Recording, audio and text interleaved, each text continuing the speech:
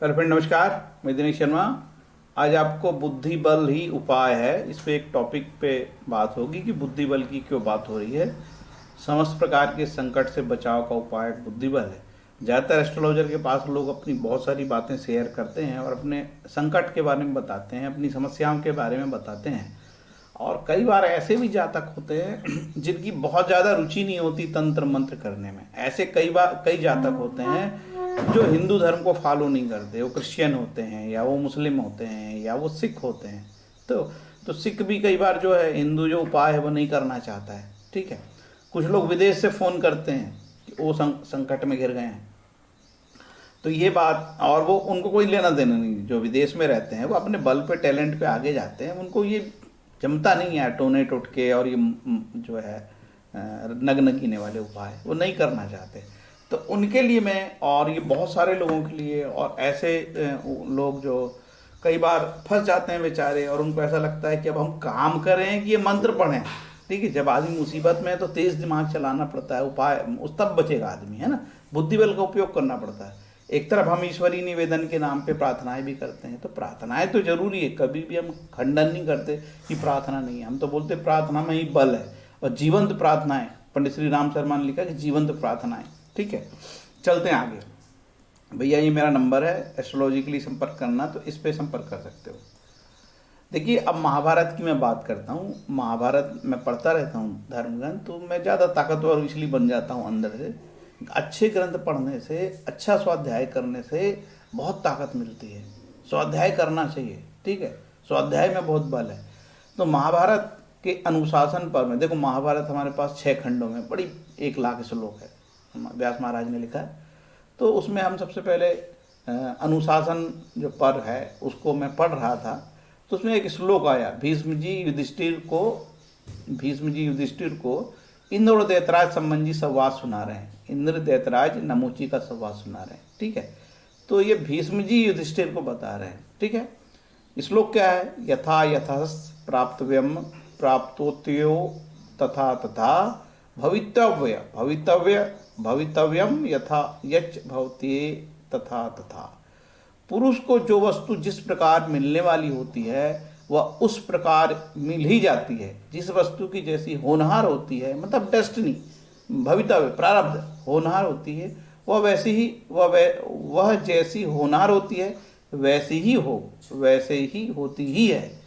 वह वैसी होती ही, मतलब जो होना है वो फाइनल होगा ही। ये जो घोषणा कौन कर रहा है? ये घोषणा महाभारत के अनुशासन पर्व में भीष्म जी कर रहे हैं। अब भीष्म जी को मानोगे कि नहीं, व्यास जी ने लिख दिया है। इसके बाद बोलते हैं, ना मंत्र बल वीरेण प्रज्ञा पौरुषेण चा ना शीलन ना व्रतेन तथा नैवार्थ संपदा अलभ्यम लभते मर्त्य स्तत्र का परिदेवना। जो वस्तु नहीं मिलने वाली होती है उसको कोई मनुष्य मंत्र बल पराक्रम बुद्धि पुरुषार्थ शील सदाचार धन संपत्ति से भी नहीं पा सकता। फिर उसके लिए शोक क्यों किया जाए?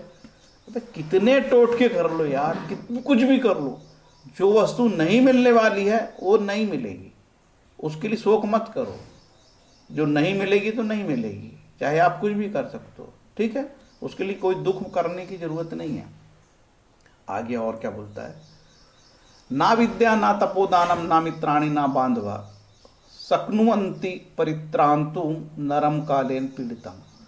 काल से पीड़ित हुए मनुष्य को ना विद्या ना तप ना दान ना मित्र और न बंधु बांधव ही कष्ट से बचा पाते, और ना दुनिया का कोई टोटका और ना हीरा मोती से बचा पाते तो लिख देते भीष्म जी, यार हीरा पहन लो, मोती पहन लो, टोटके कर ले, कुत्ते को बिल्ली को चींटी को कुछ खिला दो। अरे जीव की तो सेवा करनी ही चाहिए। मनुष्य बुद्धि बल के सिवा और किसी उपाय से सैकड़ों आघात करके भी अपने आने वाले अनर्थ को नहीं रोक सकते। केवल बुद्धि बल से आप रोक सकते, मनुष्य बुद्धि बल के सिवा। ठीक है। और कुछ भी नहीं कर सकते। केवल एक उपाय है, वो है बुद्धि बल। तो आप जो अपनी बुद्धि को हमेशा बनाए रखो। और बुद्धि, सद्बुद्धि कब आती? गीता पढ़ो।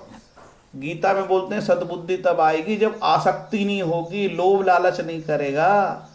अरे वो ये चाहिए, वो चाहिए, वो चाहिए, वो चाहिए, वो चाहिए, अरे इतनी सारी कामनाएं करेगा तो बुद्धि नष्ट हो जाएगी। अब और आगे बढ़ूं, अब आगे और बता दूं। ठीक है। अब पंडित श्री राम शर्मा, मेरे हर वीडियो में पंडित श्री राम शर्मा का नाम आ ही जाता है। देखो, मैं रामकृष्ण मिशन से दीक्षित हूँ, मेरा गुरु मंत्र कोई और है, और ये गायत्री परिवार जिसे युग निर्माण मिशन योजना बोलते हैं, मैं इनके ग्रंथ से बहुत प्रेरणा लेता हूँ। मान के चलो यार, ऐसे ग्रंथ है कि मरणासन व्यक्ति पढ़ लेना उठ के खड़ा हो जाए खटिया से, ठीक है, ऐसी इतनी अच्छे ग्रंथ लिखे हैं। अभी मैं कल ही पढ़ रहा था, मनुष्य में देवताओं का उदय, ठीक है, मनुष्य में देवताओं का उदय है, और ये वांग्मय 54। तो ऐसे 108 ग्रंथ पंडित जी ने लिखे हैं, लेकिन अभी मात्र हमारे पास 70 है, 70 ग्रंथ ही प्रकाशित हुए हैं, तो सारे 70 मेरे पास है। यार जब पढ़ता हूँ तो मजा आ जाता है। क्या लिखे हैं पंडित जी ने? देखो, पंडित जी ने एक किताब लिखे हैं कर्मयोग, ठीक है, कर्मयोग और कर्म कौशल, ठीक है। तो कर्मयोग किताब में लिखा है निराशा से बचने का उपाय, कम वासनाएं, कम कामनाएं। जीवन में निराशा से बचने के लिए मनुष्य को कम से कम कामनाएं रखना ही ठीक है। कामनाओं की अधिकता ही निराशा और पतन का कारण होती हैं। कामनाएं असंगत ना होने पाए। गीता में बतलाया गया कि कामनाओं से क्रोध का जन्म होता है और क्रोध से बुद्धि नष्ट हो जाती है। बुद्धि के नष्ट होने से मनुष्य मूर्खतापूर्ण अपकर्मों में प्रवृत्त हो जाता है। अपकर्म अशांति असंतोष के कारण होते हैं। यह क्रम स्पष्ट करता है कि अशांति तथा असंतोष के दुख का मूल कारण कामनाएं हैं, कामनाएं ही होती है। यदि कामनाओं से छुट्टी पा ली जाए तो दुखों से आप ही मुक्ति मिल जाएगी। गीता के अध्याय 18 अध्याय, ये नहीं, अध्याय 2 है, ठीक है, इसको 2 पढ़ना, अध्याय 2 का 18, गलती से लिखा 18, इस श्लोक का 62-63, अध्याय 2 का, ठीक है। पंडित श्री राम शर्मा ने इसकी व्याख्या करें हैं कि निराशा से बचने को भाई कम कामनाएं। यार अब मैं बोलूंगा साहब हम कामनाएं नहीं करें तो डेवलपमेंट क्या करेंगे? हर एक आदमी घर में बैठ जाएगा। भैया असंगत ना होने पाए, कामनाएं असंगत। जैसे कि आपका लड़का बिल्कुल डफर है, ठीक है, बिल्कुल यार उसको पास होने के लाले हैं। आपने ख्वाब बनाया कि नीट पास कर जाए यार, जेईई मेंस निकाल ले यार, बड़ा आईआईटी में स्टूडेंट आईआईटी कॉलेज में चले जाए, बड़े इंजीनियरिंग कॉलेज में चले जाए, और वहाँ से बस बी करा और निकला एमटेक करा और 10 लाख 20 लाख 50 लाख 1 करोड़ का पैकेज मिल जाए। अब कामनाएं बना ली आपने, ठीक है। अरे नीट कर गया तो मैं तो दुकानदारी खोलूंगा यार, हॉस्पिटल बना लेंगे, लोन ले लेंगे और अपन चेयर में बैठेंगे, बच्चा स्टेथोस्कोप लगा के इलाज करेगा और अपन बैठ के खाएंगे। कामनाएं है ना। ये ज़्यादातर क्या कर रहे हैं? ज़्यादातर लोग आजकल अपने बच्चे को डॉक्टर बना रहे हो, धंधा पानी कर रहे, और इसके बाद वो किसी से दोस्ती नहीं, डॉक्टर लोग कभी दोस्ती नहीं करते, बोले यार फीस नहीं देगा। इतने कमीने होते हैं लोग, समझ गए, फी नहीं करते। कभी भी एमबीबीएस डॉक्टर दोस्ती करने से बचता है, क्योंकि फी मांग लेगा यार अपन से फिर वो। तो इस तरीके की भी लोगों की मानसिकता हो गई। तो कामनाएं से हम परेशान होते हैं। देखो, कामनाएं बहुत जरूरी है, अच्छी कामनाएं जो हमारे योग्य हो। हम क्या इफिशियंट है, योग्य हैं क्या? यदि आपका बच्चे में अच्छा टैलेंट है तो वो नीट भी क्लियर करेगा और जेईई मेंस भी क्लियर कर बड़ा इंजीनियर बन जाएगा, और आईआईटी के बड़े टॉप के आईआईटी कॉलेजों में एडमिशन लेगा, और क्या नहीं करेगा, यूपीएससी पास कर जाएगा। और क्या है, इससे ज़्यादा क्या है यार हिंदुस्तान में, यूपीएससी पास कर जाए। फिल्म लाइन में जाने वाला टैलेंट तो रेयर लोगों में होता है, वो चले जाते हैं, कोई गीत में चले जाता है, म्यूजिक में चले जाता है। तो अपना अपना टैलेंट है, कर कुछ ना कुछ कर लेते हैं। जनरल क्या होता है, डॉक्टर, इंजीनियर, या यूपीएससी करके अधिकारी बन जाए, डिप्टी कलेक्टर बन जाए, है ना, पीएससी, स्टेट पीएससी करके डिप्टी कलेक्टर बन जाए, डीएसपी बन जाए, और केंद्रीय परीक्षा है यूपीएससी पास करके आईएएस बन जाए, आईपीएस बन जाए, आईएफएस बन जाए, आईआरएस बन जाए, रेवेन्यू सर्विस में चला जाए। ये सब कामना रहती है। इसके बाद वहाँ नोट छापे, वो मस्त सैलरी मिले, उसको कोई अभाव ना हो, हम उसके पैसे में पलते रहें। माँ बाप की भी लालसा रहती है कि हमारे बेटे के पैसे में हम पलते रहें। कितनी गंदी लालसा है। तुम क्यों उसके पैसे में पलना चाहते हो यार?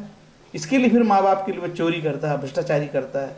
देखो, एक बार यूपीएससी में लड़का सेलेक्ट होता है, पूरे नगर के लोग उसको बधाई देते हैं, और बनने के बाद वो ऐसा मशीन बन जाता है, कभी किसी की मदद नहीं करता, फिर वो भूल के नहीं देखता अपने गांव की तरफ। शादी भी अपनी वो इंटरकास्ट करता है, जिस जाति में पैदा हो उसमें भी शादी नहीं करता हो। अरे वो तो वहाँ पे एकेडमी जो है ना, वहाँ पे ही जाके वो प्रेम प्रसंग हो जाते हैं आजकल, तो वहीं वो शादी कर लेते हैं। कहाँ की जात ना पात, उनकी दूसरी जात हो गई, इलीट जात हो गई, ठीक है। तो ये सब बातें हैं भैया, सामाजिक बातें हैं। तो हमने आपको कहा कि बुद्धि बल बनाए रखना, ठीक है। मेरा चैनल है, बोलने की आज़ादी है, सामाजिक मुद्दे पे बोलता रहता हूँ। मुझे मालूम है कि मेरे वीडियो कोई वायरल तो होते नहीं हैं, इसलिए इत्मीनान से रहता हूँ। मेरी रेंज ही 100-200 है। मैं तो चाहता हूँ कि 200 लोग ही देख लें मेरे वीडियो को। मैं बड़ा खुश रहता हूँ कि यार 200 लोगों ने देख लिया, 100 लोगों ने देखे। तो 100 भी हमारे जो दर्शक गण है, हम ये जानते हैं कि वो काफ़ी इंटेलिजेंट है, उन्होंने सत्य का को स्वीकारा है। और ऐसे वीडियो कम ही आपको यूट्यूब में मिलेंगे। आपको गंदा संदा टाइटल मिलेगा और बड़ी बड़ी बातें मिलेगी। कैमरा बहुत महंगे वाले कैमरे से शूटिंग मिलेगी, पाउडर लगा के कैमरे के सामने जाएगा, वो बहुत बड़ा रुद्राक्ष का माला पहनेगा और जैसे ही शूटिंग बंद होगी सबसे पहले रुद्राक्ष का माला वो उतारेगा। ठीक है, तो ये हमारा सिस्टम ही, हमारा तंत्र है। तो भैया आपने बुद्धि बल को बचाए रखे। अब ये बुद्धि बल का मैं क्यों वीडियो बनाया, एक्चुअल में महाभारत में इस दोनों श्लोक को लिख के कोरल में बना लिया। तो बड़ा अच्छा है, प्रेरणादायी है यार। अपने दर्शकों को बताऊंगा, अपने क्लाइंट्स को बताऊंगा जो मेरे पास ज्योतिष कंसल्टेशन के लिए आते हैं। एक्चुअल दुबई से 2 भाइयों ने फ़ोन किया था। बड़ा भाई बड़ा लालची था, भागवत करता है, और सीधे उसने प्रोफेशनल बात की मेरे से, मुझे लगने पकने से कोई मतलब नहीं, आप तो ये बताओ मेरे पास कितना धन होगा। देखो वो भागवतकार है, भागवतकार दुबई में, ठीक है, गुजराती है। अब वो कहता है साहब मुझे आप तो सीधे लगने पकने से मतलब नहीं, मुझे तो भागवत, मुझे बताओ कितना धन होगा मेरे पास। मैंने उसका बारे में जैसे तैसे बताया और वो कोई सुनने के मूड में नहीं था। उसका फलित कोई आया भी नहीं ढंग से। अरे साहब आप जो बता रहे हो फलित नहीं आ रहा है। जो कि मैं बता रहा हूँ कि गुरु की दशा अच्छी नहीं होती, गुरु आपका अष्टमेश और उपचय है, ठीक है। वो मानने को तैयार नहीं। अरे मेरा तो बढ़िया चल रहा था। अब बढ़िया चल रहा था तो काहे फोन किया भैया। इसके बाद क्या हुआ, उसके भाई का भी उसने कुंडली दिया। उसके भाई की कुंडली में जबरदस्त राजयोग है, लेकिन एक खराब दशा ने उसको भयंकर आर्थिक हानि करी, ठीक है। वो आर्थिक हानि से वो हिल गया। राहु का उपदशा चल रही थी, अंतरदशा, वो हिल गया।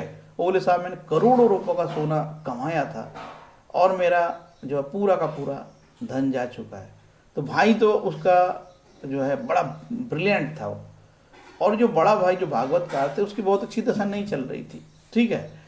लेकिन वो जिद्दी था, मानने को तैयार नहीं है। नहीं, वो तो सब हमारा सब बढ़िया चल रहा है, सब हमारा बढ़िया चल रहा है। अरे बोलने से थोड़ी होता है।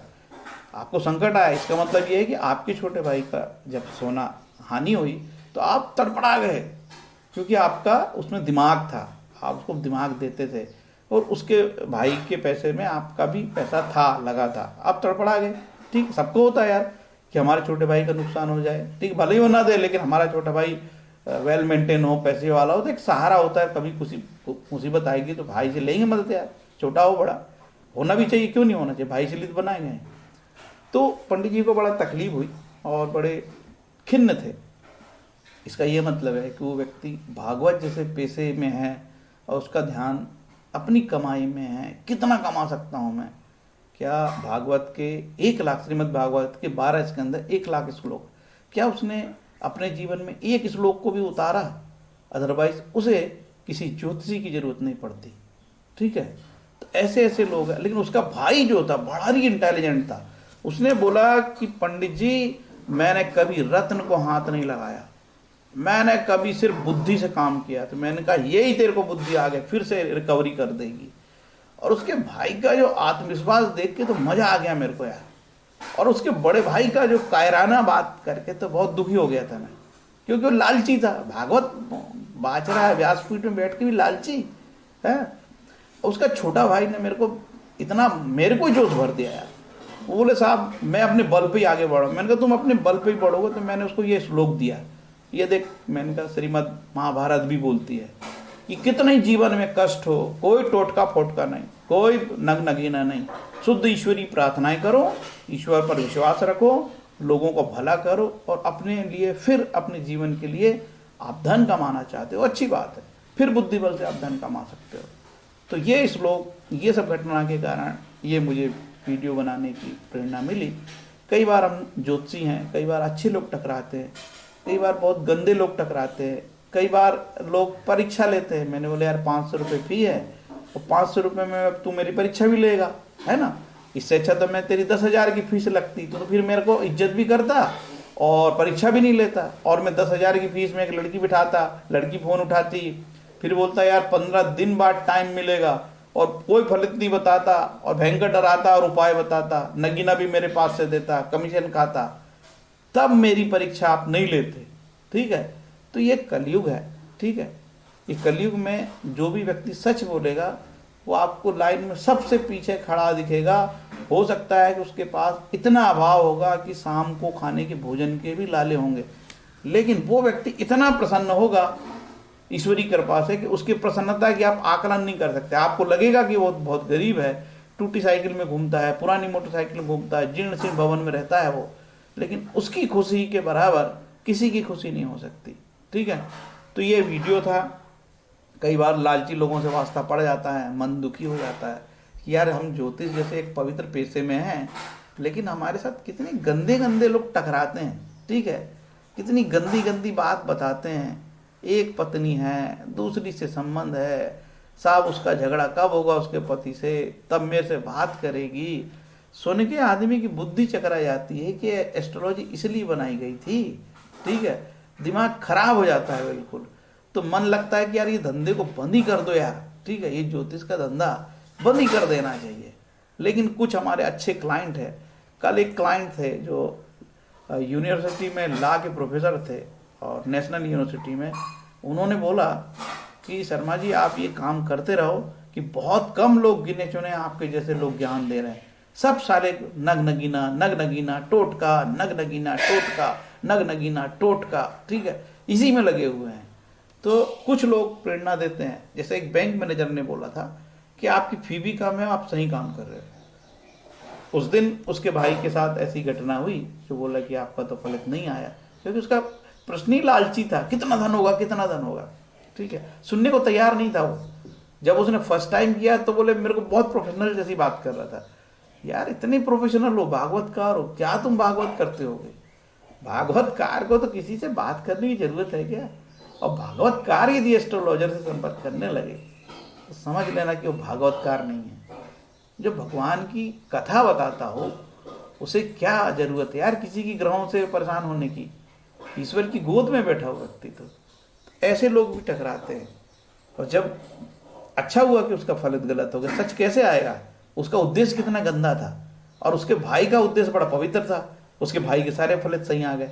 और कल भी मैंने कुछ कुंडलियां बांचे, उसके क्लियर कट फलित सही सब आ गए, ठीक है। तो कई बार ऐसे गलत फलित हो जाते हैं और मेरा मन तो हो रहा था कि यार उसको 500 रुपये लौटा दूं, ठीक है, लेकिन मेरी भी कुछ मर्यादाएं थी, मेरा भी परिवार है, मेरे भी अपने कुछ खर्चे हैं, मेरी भी कुछ इच्छाएं हैं कि जैसे अभी मैं रामकृष्ण मिशन के आश्रम में बागवानी लगा रहा हूँ, तो बागवानी में अपने पैसे से लगाता हूँ। 10,000 से अधिक पौधे बाजार से खरीद के लगाए, 25 डिसमिल जमीन दान में मिली। तो मेरे भी कुछ खर्चे हैं। मैंने कहा यार क्या बोलूँ, किसके पैसे वापस कर दूँ, क्योंकि उसके छोटे भाई का फलित पूरा सही आ गया था और छोटा भाई बहुत ब्रिलियंट था, ठीक है। मैंने कहा चलो यार, अब यदि वो कहता तो मैं उसको लौटा भी देता 500, ठीक है। मन तो कट्टा हो ही गया था मेरा। देखो कम फीस में भी कितनी प्रताड़ना कभी कभी मिल जाती है। ये 500 रुपये में लेके मेरी फीस आप कर रहे हो, मैं क्या बता दूं यार, मेरे को कुछ नहीं बता रहे हो आप, आपको क्या मालूम कि मैं आप, हालांकि उसका जो व्हाट्सएप में ना उसमें बाकायदा दिखा हुआ था वो भागवत करता, उसका ऐसा गेटअप था कि ये कर्मकांडी करके, ठीक है। लेकिन मेरे को क्या लेना था, मैं तो सिद्धांत पे कहूँगा यार, ठीक है। उसके गुरु की दशा चल रही थी, गुरु तत्व तो हावी था, लेकिन गुरु खराब स्थान का मालिक था, छठे 11वें और 8वें का मालिक था, ठीक है। और उसको तकलीफ हुई और गुरु शुक्र की दशा चल रही थी, शुक्र छोटे भाई के स्थान पे बैठा था तीसरे में, छोटे भाई को स्थान हानि हुई। और शुक्र और राहु बहुत क्लोज थे, ठीक है, 9वें से कनेक्ट हो रहे थे। यार यदि 9वें स्थान को राहु केतु छू दें, ठीक है, वो भागवत करे या कुछ भी करे, वो बात उनमें नहीं हो पाती है। गुरु की शुद्धि बहुत जरूरी है, नवम स्थान नवमेश की शुद्धि बहुत जरूरी है सच्चा धार्मिक बनने के लिए, सच्चा भागवतकार बनने के लिए, सच्चा सनातनी बनने के लिए, सच्चा इंसान बनने के लिए, ठीक है। तो ये बात थी, मन की बात है ये, ठीक है, बिल्कुल, और वास्तविक बात है ये। मन की बात जनता के लाभ की बात है, ठीक है, सिर्फ जनता की बात है, जनता के लाभ की बात है। तो ये मन की बात बोलने का मन हुआ, रविवार था, तो ये मैंने अपना जो वीडियो बनाया। और वीडियो बनाने का तो ऐसा मेरा मन होता नहीं है, ज्योतिष पे कम वीडियो बनाता हूँ आजकल, और बहुत समय बाद बनाता हूँ, आवश्यक हो तो बनाता हूँ, बिना बात के मैं वीडियो बनाना नहीं चाहता, ठीक है। तो मेरी रूटीन की जो श्रृंखला चल रही है गुरु वाली की, अब गुरु में गुरु और कुंभ लगन, वो रूटीन के वीडियो में डालते रहता हूँ, ठीक है। तो इस तरीके से यार ये 20 मिनट का वीडियो ख़त्म हुआ। उम्मीद है कि ये लेक्चर आपको अच्छा लगा होगा। यदि अच्छा लगा होगा तो आप लाइक कमेंट कर सकते हैं। शेयर की ज़रूरत नहीं है, कोई शेयर फेयर नहीं करना, लाइक और कमेंट कर सकते हो। कोई बात यदि बहुत आपको लगता है कि ये ठीक नहीं बोला या ये ठीक शब्दों का इस्तेमाल नहीं किया, तो आप बोलोगे गुरुजी, पंडित जी, भैया, शर्मा जी, यार ये शब्द ठीक नहीं है, ये शब्द को मत बोला करो, आपके मुंह से ये शब्द ठीक नहीं लगते। उसमें हम सुधार करेंगे, ठीक है, क्योंकि हमको अपने दर्शकों का भी ध्यान देना पड़ता है, उनके अच्छे बुरे के बारे में भी ध्यान देना पड़ता है। फाइनली ये वीडियो हम दर्शक के लिए तो बनाते हैं ना। जय राम कृष्ण, हरे कृष्ण कृष्ण कृष्ण हरे हरे, हरे राम राम राम हरे हरे।